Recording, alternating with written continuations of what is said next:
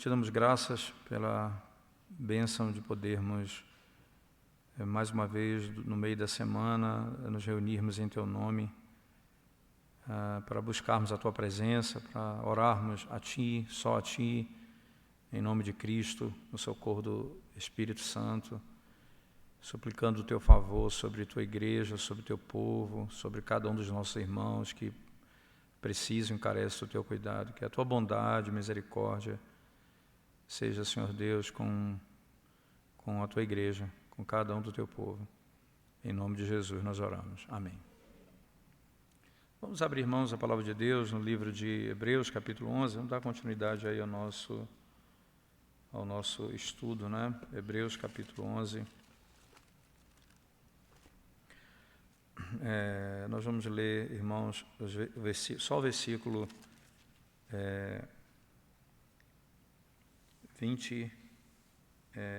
29. Hebreus 11, verso 29. A gente vai só analisar a segunda parte do verso. O texto diz assim: pela fé atravessaram o mar vermelho como por terra seca, tentando os egípcios, foram tragados de todo. Tentando os egípcios, foram tragados de todos. Né? A gente já analisou a primeira parte, a segunda parte que a gente começa a analisar agora, irmãos, chama da segunda circunstância do texto, né? O tempo quando eles passaram pelo Mar Vermelho, como diz o versículo, como por terra seca. Né? Quando foi que eles passaram? O texto diz, na segunda parte do verso 29, passaram quando os egípcios foram tragados. Então, por terra seca, tentando os egípcios, foram tragados. E aqui é um contexto. Enquanto eles passam por terra seca, os egípcios são tragados, eles são engolidos aqui pelo próprio Mar Vermelho. O próprio Deus aqui é quem faz isso. Então, é bem interessante porque, se olhar para o texto, para a história, você vai ver que os egípcios eles vêm armados contra os israelitas com um grande exército. Eles estão vindo os israelitas estão aqui diante do Mar Vermelho, olhando para trás, eles veem os egípcios vindo com seu exército para destruí-los ali naquele lugar. Né? Então, os israelitas aqui, irmãos, eles estão olhando para o mar e diante dessa realidade, entendendo que é impossível para eles escapar daquela situação. Então, os egípcios vão olhar para eles, veja, e é interessante, de um lado, os israelitas olham e imaginam, chegou o nosso fim, e os egípcios olham para os israelitas naquela situação e dizem, agora nós vamos destruí-los completamente, eles vão ficar mortos aqui, nós vamos destruí-los de uma única vez. Né? E aqui, você imagina, irmãos, que quando eles vão chegando mais perto, mais próximo, eles vão percebendo que eles vão passar pelo Mar Vermelho, não passam por navio, não é? Eles não vão atravessar de outra maneira, senão como o texto escreve aqui, por terra seca. Eles vão andar literalmente por terra seca nesse local. E é interessante que, sem nenhum tipo de garantia, os egípcios eles vão tirando as conclusões deles. Né? O Senhor vai conduzir o povo e Moisés vai aqui abrir o Mar Vermelho, como ordenado por Deus, eles vão passar e os egípcios vão concluir muitas coisas, vão dizer, eles vão ser mortos ali dentro, nós vamos agora destruí-los. Então, sem nenhuma garantia ou mandamento da parte de Deus, né, o que movia era apenas a malícia no coração deles, a maldade no coração deles. A única coisa, eles não eram movidos pela lei de Deus, não eram movidos pela vontade de Deus, não eram movidos pela palavra, eles eram movidos pelo ódio, pela malícia e pela malignidade do coração, que foi completamente dominado. Né? O coração que foi completamente dominado. Né? E aí você imagina, né, diante de tudo que eles viram, tudo que eles passaram no Egito, Deus fazendo com eles, deveria alguém ter pensado assim naquela multidão, gente, não vamos fazer isso aqui é loucura, a gente já viu coisa terrível conosco, não aconteceu. Né? Eles partiram para cima e irremediavelmente eles vão tentar destruir Israel. Né? Faraó e seus homens irmãos, eles aprendem que uma coisa verdadeira, inequívoca, que quando Deus abandona um homem e o entrega a si mesmo, esse homem não fará outra coisa senão de cabeça buscar sua própria destruição. Faraó vai entender isso imediatamente, que quando Deus abandona um homem, quando Deus o entrega a si mesmo, esse homem ele vai fazer simplesmente isso. De cabeça ele vai entrar na sua própria destruição. Deus, como Moisés disse, Deus já havia dito isso lá atrás, Moisés declara isso no livro, que Deus levantou Faraó para mostrar o seu poder sobre ele. Deus disse isso: eu vou levantar Faraó para mostrar o meu poder, né? Então agradou a Deus, irmãos, entregar esse homem a si mesmo, né? E ele perseguiu os israelitas para a sua própria destruição. Isso é o estado e a situação de todos aqueles que abandonam a Deus. Isso é o estado e a situação de todo homem que rejeita a Deus, né? Isso aqui nos ensina, irmãos, literalmente o que nós devemos fazer nas nossas orações, né? Isso é motivo de oração para a nossa própria vida. Nós devemos lembrar e devemos sempre orar por isso, que Deus nunca nos abandone, nem nos rejeite. Deve ser essa a nossa oração contínua, né? Os puritanos costumeiramente oravam dessa maneira, baseado na própria, na petição que diz: não nos deixe cair em tentação. E outra coisa interessante é que eles também oravam dizendo: Senhor, não me entregue a mim mesmo, isto é, não me deixe à mercê da minha própria vontade, dos meus desejos e da minha própria carne, dos meus próprios pensamentos. Não me entregue a mim mesmo, né? Essa condição é muito mais terrível, irmãos, do que o estado e a condição de qualquer criatura no mundo, né? Além dessa, essa é a pior de todas, quando Deus abandona um homem, né? O que é que esse homem vai fazer? Simplesmente viver a vida para a sua própria destruição. Quando Deus o abandona, a vida dele vai ser simplesmente essa: viverá a vida para a sua própria destruição. Davi conhecia muito bem isso, irmãos. Davi sabia muito bem disso. No Salmo 86, ele ora ao Senhor, na segunda parte do verso 11, né, ele diz: dispõe-me o coração, né, para só temer o teu nome. Veja, isso, Davi, no Salmo 86, verso 11, parte B: dispõe-me o coração para só temer o teu nome. E depois no Salmo 119, verso 8, Davi também, na parte B do verso, ele diz assim, né, não me desampare jamais. A parte B do verso 119, 8, não me desampare jamais.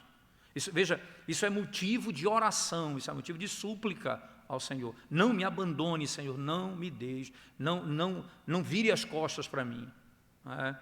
Isso é algo que é fundamental na nossa oração. Por quê, não é? É como se Davi estivesse dizendo aqui: Senhor, haverá situação, um momento na minha vida em que o Senhor aparentemente me deixou e que eu estou vivendo na minha angústia, tomado dos meus medos, e ele diz: mas não me rejeite para sempre. Veja, eu sei que o Senhor pode me abandonar por um pouquinho de tempo, o Senhor pode me deixar por um pouquinho de tempo, mas não me deixe para sempre. Não me deixe para sempre. Davi tem essa consciência aqui na sua oração, não é? Isso é muito importante, porque, como falamos, esse é o escopo da sexta petição: não nos deixe cair em tentação. Aqui nós somos ensinados a orar, irmãos, que Deus não nos abandone ou nos deixe para vivermos por nós mesmos ou debaixo do poder de Satanás. Não nos entregue à nossa própria vontade nem ao poder de Satanás, né? Mas que Ele esteja conosco, é a oração, e mostre seu poder na nossa fraqueza continuamente. É a súplica da sexta petição. Isso deve, então, reforçar essa petição com muita clareza, irmãos. Pois a consideração de que os homens rejeitados por Deus não fazem outra coisa senão trabalhar para a sua própria destruição. Isso é a certeza.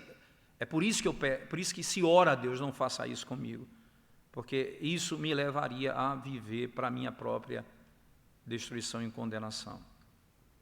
Como é que a melhor maneira de orar diante da percepção dessas coisas na nossa vida e na vida de algumas pessoas? Como é que eu devo orar? O que é que eu devo suplicar a Deus na minha oração? A melhor maneira de orar, irmãos, é me colocar nas mãos de Deus, né?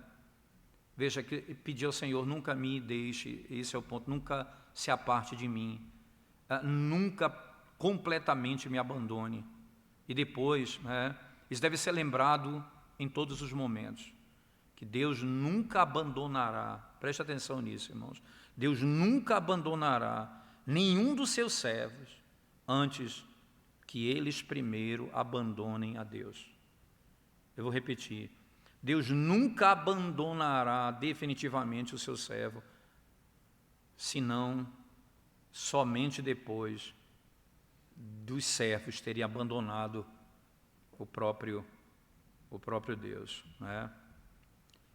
Veja o texto no segundo livro das Crônicas, no capítulo 15, verso 2, irmãos, o rei Azarias ali, né, Azarias o profeta, ele diz o seguinte ao rei Asa, dá uma olhada comigo lá no segundo livro das Crônicas, capítulo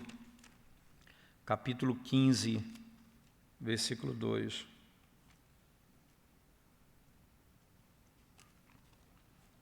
Segundo livro das Crônicas, capítulo 15, verso 2, diz assim o texto sagrado. Este saiu ao encontro de Asa, e aqui é o profeta, né? Ele disse, ouvi-me, Asa, e todo Judá e Benjamim, o Senhor está convosco, enquanto vós estáis com ele. Se o buscardes, ele se deixará achar, porém se o deixardes, vos deixará. Nunca o Senhor abandonará alguém sem que primeiro ele mesmo tenha sido abandonado pelos homens, né? O texto de Tiago, no capítulo 4, verso 8, Tiago diz, achegai-vos a Deus, e ele se achegará a vós outros. Aproximai-vos dele, e ele se aproximará de vós, né? Irmãos, é importante, nunca se ouviu que Deus, não é, jamais abandonou qualquer um que o busque. Jamais se ouviu que Deus abandonou alguém que o busque, que clame por ele, né? Isso é talvez uma das grandes belezas dessa verdade aqui. Aqueles que estão angustiados com tentação devem orar a Deus fervorosamente, para que eles possam se apegar a Deus de todo o coração pela fé e santidade. E aí nós saberemos que Deus nunca nos abandonará. Que Ele nunca nos abandonará. Esse é um ponto importante a ser frisado. O segundo ponto que pode ser frisado dessa verdade, irmãos, é que nessas circunstâncias que os egípcios seguiam os israelitas, eles foram ali, eles foram afogados ali, eles morreram afogados. Esse é o padrão do estado e condição de todos aqueles que perseguem a igreja de Deus. Essa é a condição final de todos os homens que perseguem a igreja do Senhor. Em Faraó e no seu exército, nós podemos ver o seu próprio fim, que é a sua própria destruição, que é a própria condenação deles imediatamente, né? Veja, quando você pensa em Caim, que matou Abel, um servo notável de Deus, um servo de Deus, que era aceito e recebido pelo próprio Deus, mas Caim vem e o mata, ele vem e se levanta contra seu irmão e o fere. No capítulo 4, verso 13, diz assim, então disse Caim ao Senhor, é tamanho o meu castigo, que já não posso suportá-lo. ele foi, irmãos, ele foi lançado para fora da igreja. Ele foi arrancado da igreja do Senhor. O verso 16 do capítulo 4 vai dizer: retirou-se Caim da presença do Senhor. Retirou-se Caim da presença do próprio Senhor. Vocês vão lembrar, irmãos, nós já passamos na exposição pela história de Saul, 1 Samuel, no capítulo 30, você vai lembrar, né, que quando o julgamento de Deus veio sobre ele, Saul perseguiu Davi, mas qual foi o fim, irmãos? Ele tirou a sua própria vida com sua própria espada, isto é, ele caminha para a sua própria destruição, ele caminha para a sua própria ruína. 1 Samuel 30, verso 4. Você lembra lá de Jezabel, irmãos? Ela perseguiu o profeta e os filhos de Deus, os profetas e os filhos de Deus. Mas o fim dela, qual foi? Os cães comeram sua carne, segundo o livro dos Reis 9, 35 e 36. Ela perseguiu os profetas, os cães comeram a sua carne. Você vai para Atos, no capítulo 12, verso 23, você vai lembrar desse texto em que, na sequência, não é, você vai ver o que aconteceu ali naquele texto. Venha comigo, por favor, Atos, capítulo 12, verso 23, diz assim o texto sagrado. Atos 12, 23. A morte de Herodes. No mesmo instante, um anjo do Senhor o feriu, por ele não haver dado glória a Deus e comido de vermes, expirou. A maioria deles eram inimigos de Cristo, irmãos. Os nomes deles foram rapidamente arrancados da história. Herodes, chamado Agripa, aquele que matou Tiago e perseguiu Pedro, foi comido por vermes. Atos 12, 23.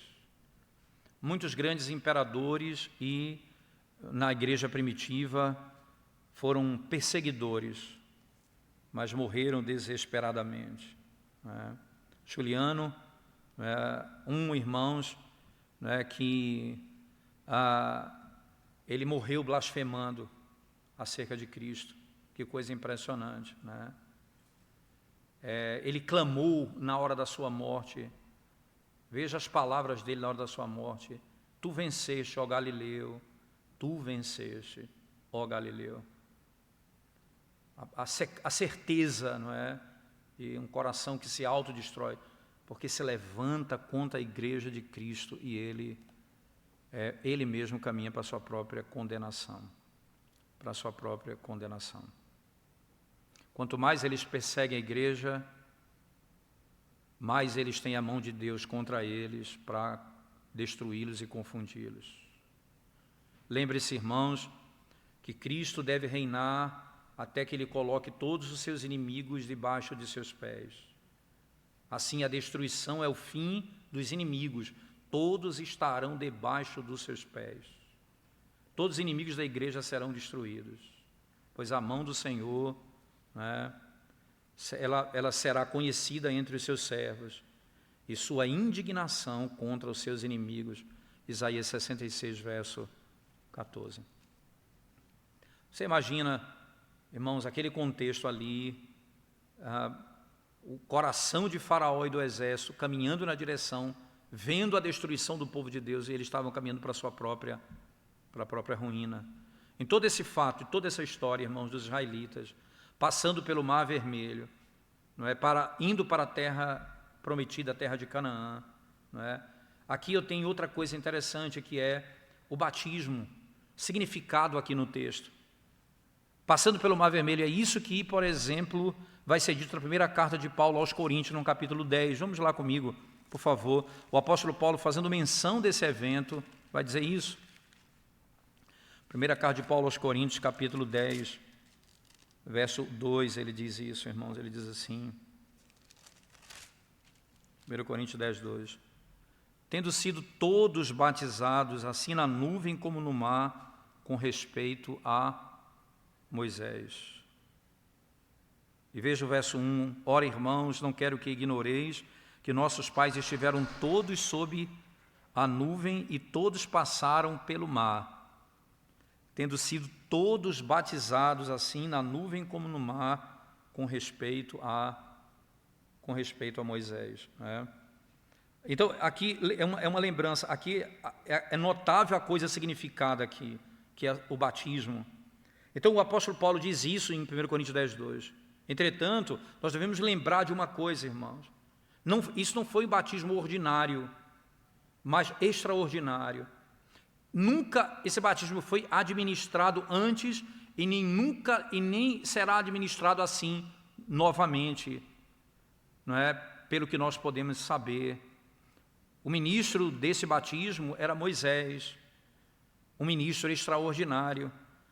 Como o batismo também era extraordinário. O sinal externo era o Mar Vermelho, ou a água do Mar Vermelho, podemos dizer assim. A saída dos filhos de Israel do Egito, através ou pelo Mar Vermelho, significa a partida dos filhos de Deus do reino das trevas para o reino do Filho do seu amor, isto é, do reino das trevas, do reino também do poder de Satanás e do pecado para o reino de Deus, eles saindo daquela estrutura como libertação. E, ao mesmo tempo, Faraó e seu exército sendo afogado ali, irmãos, nós podemos, com todo o seu exército, podemos ver no Mar Vermelho significando, não é, sendo o poder de Faraó, de Satanás do mundo, sendo subjugado. Então, todos os inimigos de Deus, todos os poderes espirituais, como foram todos vencidos, todos destruídos, como o perdão de pecados. O pecado foi destruído, a carne foi destruída, a lei foi obedecida, podemos dizer, eles foram libertos da própria lei. Que é bem interessante notar isso, não é?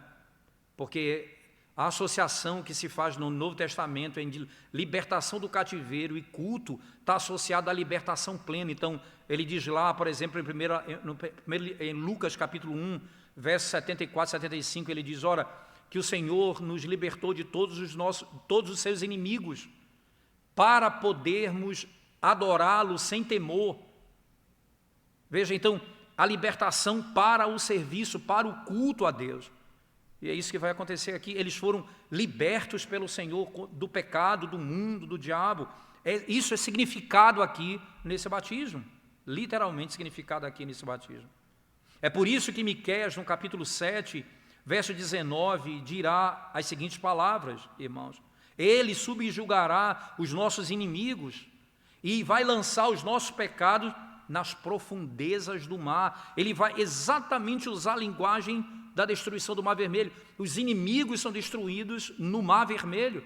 Em outras palavras, ali é a imagem de que todos os inimigos de Deus foram subjugados e os poderes vencidos.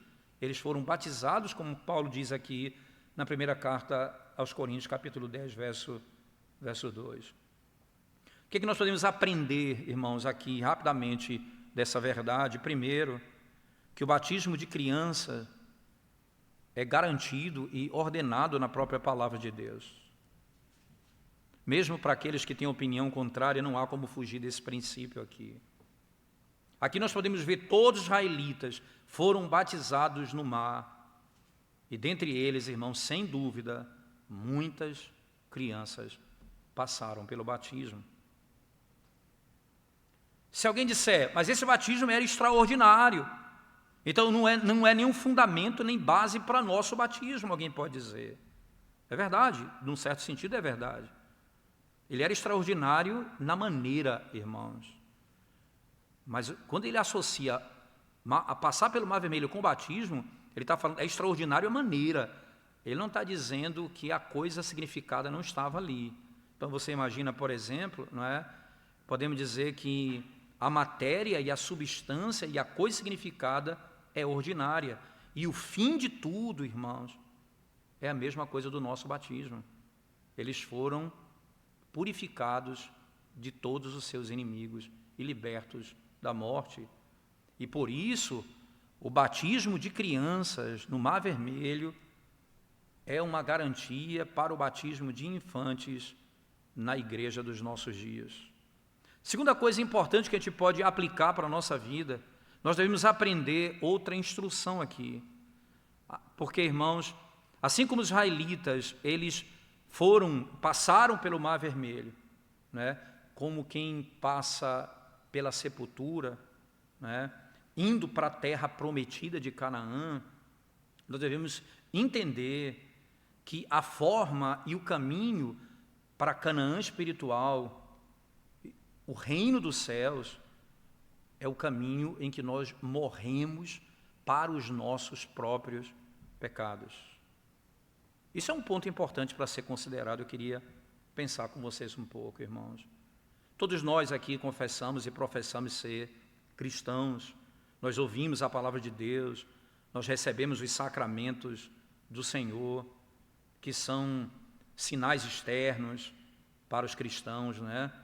E nós nos persuadimos de viver uma vida, irmãos, como quem entende que após a morte nós estaremos com o Senhor para sempre, não é? Bem, se nós temos e caminhamos para esse fim, e essa é a nossa jornada, né? Então nós devemos tomar a palavra de Deus plenamente nessa vida. Isto é, morrer continuamente para os nossos pecados. A Bíblia diz: aqueles que são de Cristo crucificaram a carne com as afeições e suas paixões. Aqueles que são de Cristo crucificaram sua carne com as afeições e suas paixões carnais, né? Isso aqui, irmãos, é todo cristão, todo indivíduo que pertence a Cristo, ele vive essa vida, morrendo cada dia para os seus próprios prazeres, morrendo a cada dia para o pecado no seu próprio coração. Ele deve crucificar os seus prazeres, suas paixões da carne e não viver em pecado. Um homem não pode andar em pecado, irmãos, né? E veja, imagina, o homem não pode andar no pecado e imaginar que ele anda no caminho do inferno, no caminho da morte e espera pelo reino de Deus. É inimaginável pensar que alguém que vive uma vida de iniquidade aguarde os céus. Não faz sentido isso. Essas duas coisas não caminham juntas.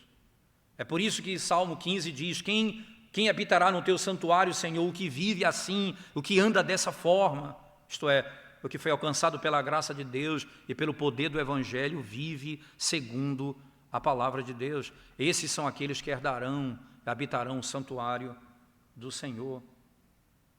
E por isso, nós devemos andar de modo digno da nossa vocação, do nosso chamado. Nós devemos, irmãos, ter cuidado e fugir dos pecados que são próprios do nosso coração e que estão diante de nós constantemente. Não importa se eles são pequenos ou grandes, se eles são velhos ou são novos, eles devem ser mortificados e abolidos da nossa vida. Não importa o tempo, não importa quanto tempo você tem vivido nesse pecado, não importa, isso não importa. Você precisa abandoná-lo, isso é um ponto importante. Muitas pessoas são bem educadas, nada contra as pessoas educadas, elas devem ser educadas. Como cristão, nós devemos ser educados. Mas muitas pessoas se confundem aqui. Muitas pessoas viverão de modo civil, respeitosamente viverão na sociedade. E parece que são religiosos quando eles vão participar da mesa do Senhor, coisa dessa natureza. Mas quando o tempo do sacramento passa, eles voltam aos seus antigos costumes e pecam contra o Senhor nas mesmas coisas, continuamente. Parece que eles mudam, mas eles vivem a vida como se nunca conhecessem a Deus. Nunca fazem isso. Vamos pensar no dia do Senhor, irmãos. Todo domingo, manhã e tarde, nós nos reunimos e nós professamos que somos cristãos e que buscamos a glória de Deus, porque guardamos esse dia santo e procuramos fazer o que agrada a Deus nesse dia. Mas tão logo esse dia acaba, tão logo ele passa, muitos percorrem o caminho da morte. Vivem uma vida como se nunca conhecessem a Cristo. Isso não é cristianismo, irmãos. Esse não é o caminho para o céu. Se você imagina habitar Canaã, você deve matar e enterrar os seus pecados na cruz de Cristo e morrer diariamente para os seus próprios pecados. Eu devo morrer para eles, senão nós nunca chegaremos lá. Essas são as circunstâncias, esses são os exemplos que podemos extrair desse texto das Escrituras Sagradas, irmãos. Na próxima quarta, se o Senhor nos permitir, nós vamos falar dos muros de Jericó, como eles caíram, e por que eles rodearam Jericó 7 vezes. Pela fé fizeram isso. Trataremos desse tema na próxima quarta-feira, se o Senhor nos permitir. Vamos suplicar o favor de Deus, irmãos, nesse momento sobre nós. Ó Senhor, são muitos os nossos pecados, é impossível expor Tua palavra, ler Tua palavra e não ficar envergonhado, não ter o coração exposto, não ter a nossa alma exposta. Talvez ninguém veja, talvez ninguém saiba, mas nós estamos desnudados na Tua presença, a Tua palavra nos desnuda. E nós queremos, Senhor, que o Senhor nos visite com a Tua graça, Tua misericórdia.